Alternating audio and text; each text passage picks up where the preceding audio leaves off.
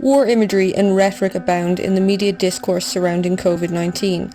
This, along with the resurfacing of the post-Celtic Tiger crash cry of "we're all in this together," paints a picture of a country united and unified in action against this deadly virus. It is true that COVID-19 doesn't discriminate. No one is safe from contracting the virus. However, some of us are decidedly more at risk than others regarding exposure and the consequent health outcomes. The report Differences in Risk of Severe Outcomes from COVID-19 Across Occupations in Ireland, published by the ERSI on the 28th of July, highlights this. Not surprising to many, the report found that the working class are the most at risk of contracting from and dying from COVID-19. Age and underlying health issues do play a part, but so does being obligated to continue to work in a factory or care home or transportation when those in the white-collar professions continue to work from home. These workers have been on the front line of the COVID-19 crisis since the beginning, a front line that spans far more than just healthcare workers. The report also shows that many of these essential jobs are insecure and poorly paid. While many essential workers do provide socially necessary and essential work, many others are deemed essential only insofar as they ensure a profit for a capitalist somewhere. These are workers that are placed at risk needlessly and without even the most basic of protections. The workers most at risk, such as meat packers, retail workers and delivery drivers, tend to live in more socially deprived areas, and this in itself is an additional risk factor.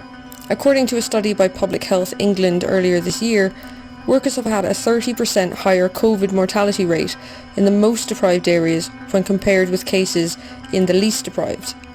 Deprived area just being another name for a working class community that has been forgotten and intentionally unsupported and underfunded.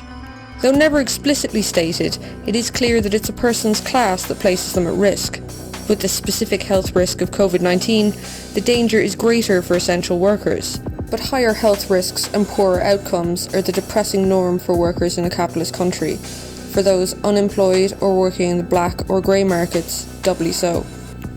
In all areas of health, rather than just in the COVID-specific case, satisfactory outcomes are prevented by lack of access to immediate and appropriate healthcare. However, the benefit of quick access to healthcare can be undone by a person's living conditions, such as overcrowded, poorly heated, unsanitary or insecure accommodation. The exact type of living environment which has quickly become acceptable and commonplace in our cities. Poor nutritional diet also plays a major role in a person's ability to fend off and fight disease.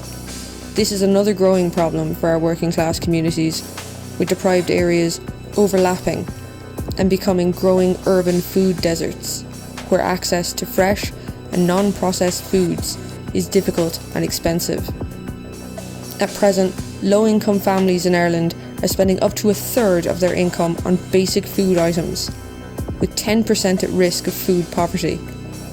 While having access to PPE and having the general population follow transmission prevention guidelines is helpful, these can only ever be stopgap measures.